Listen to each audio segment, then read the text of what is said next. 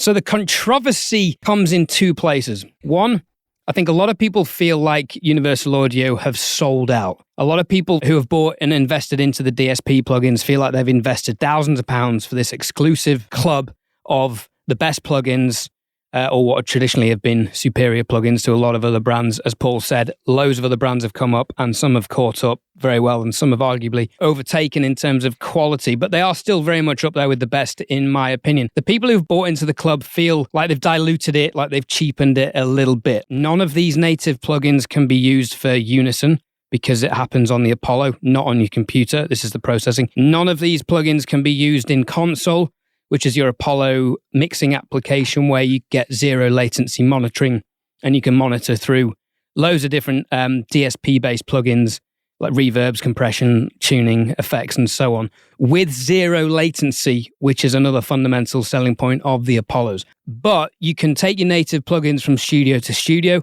You can work with them without an Apollo interface connected, which you need to have for the DSP plugins.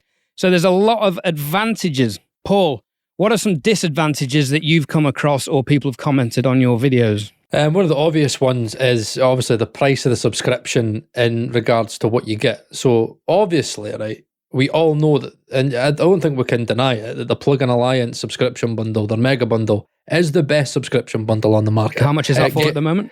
I think it was at $24.99. So what's that, 20 quid for us? I was using it for 2.5, maybe 3 years. I just quit it. And how many plugins do you get?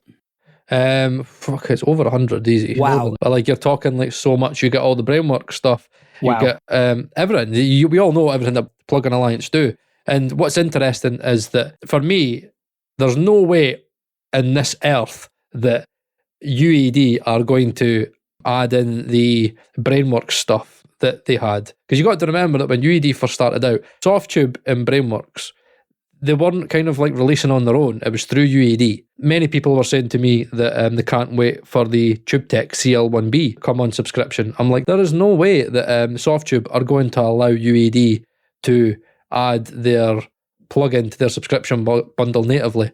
And it kind of got a lot of us thinking about some of the kind of limitations that UAD have. I'm going to take a pot shot that the agreement that they had and the license that they had was for the DSP side of the plugins, because the DSP element of the Softtube and the Brainworks plugins and the Eventide plugins and the Sonics plugins it's solely for UAD. Nobody else does the DSP thing. Nobody else can run those plugins on the Shark DSPs, right? And they can't do it. Those emulations with that branding, no.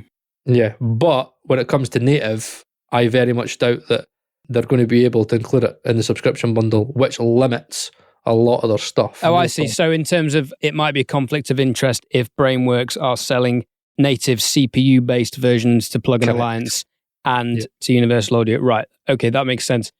However, they will obviously keep the DSP versions. Yep.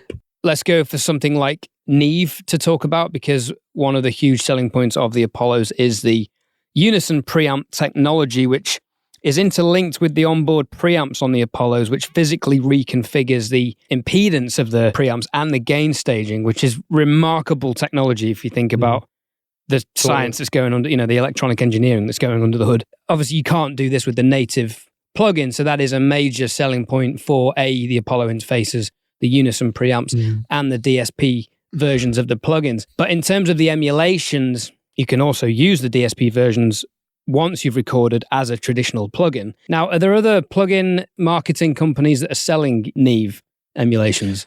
Oh, loads. I mean, are they actual licensed Neves, or are they like clones? Well, look, here's the thing, right? What does it matter a jot whether it's licensed or it's not licensed, right? At the end of the day, right, if you're a good plugin developer, then you'll know how to correctly model. They've still got the Neve hardware in front of them. You've got the Noise Ash Trilogy Pre, where you get the 1073, the 1084, and the 1081. You've got the Slate Digital stuff. They've got, I think it's a 1073 in their pre's. Yeah, and Antelope have their own versions of what are basically rip-offs of all these famous brands as well. What is your opinion in regards to using their DSP plugins with their Antelope interfaces in comparison to using UAD stuff with an Apollo? So earlier this year, I tried to go for an Antelope versus Universal Audio comparison And a large part of that was going to be comparing the plugins. However, I couldn't do that video for one very good reason. I'm not sure I want to publicize yet.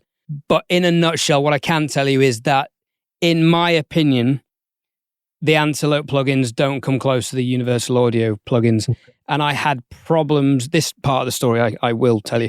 I had problems with the Antelope plugins in one of my videos. I did a video walking through recording a whole band through the Antelope Zen Go and using the built-in DSP plugins and processing on the way in. You can use up to 8 plugins, which is great. So I developed these really long chains. I had, I think, a preamp, an EQ, compressor, and then maybe another EQ, and then maybe another compressor, and then some reverb. And there were a couple of the plugins that were introducing some weird phase shifting. And I sent the video to the company and I said, can you explain this? And they came back with, have you got the most up-to-date version of the Antelope software? And I said, no. And they said, right, that's probably the issue. And I was like, how does having a one step out of date version of the software cause phasing between plugins? That's not right. That's not the case.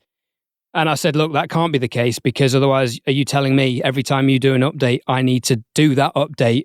Otherwise, my plugins are going to start phasing. That doesn't sound right. So that wasn't a satisfactory answer for me. The only thing I could think of, I asked them about, and they kind of brushed off. And if anyone from Antelope is listening, feel free to email me about this, because I would like to discuss this.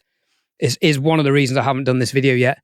But there's a more fundamental reason regarding software. And my thinking was, the way the Universal Audio does it, it kind of realigns the timing of your input source and your recording, so you hear things in real time with sub 2 milliseconds of latency. And nobody's hearing that. Anyone who claims they can is lying.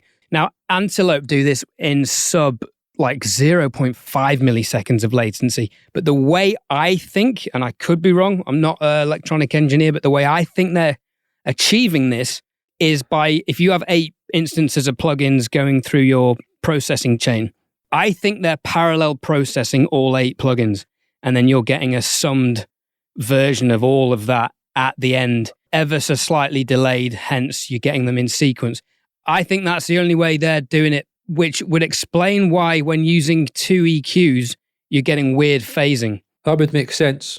Yeah, if you have 2 linear EQs that are coming in alignment together, if they're one after the other, yeah, the EQs just affect each signal. But if they're coming in alignment together, you're going to get phasing. And that was the only thing I could think of. And they kind of brushed me off when I approached them about that. So I was left a bit disappointed with that. And that's, like I said, one of the reasons I haven't done this comparison, which I really want to do, because they both, as audio interfaces, the Antelopes and the Apollos, have very, very strong points for each of them. But I think Universal Audio get the DSP plugin stuff right. All right, so moving on from plugins and different plugin brands, we could talk about that for days for sure. Let's go on to...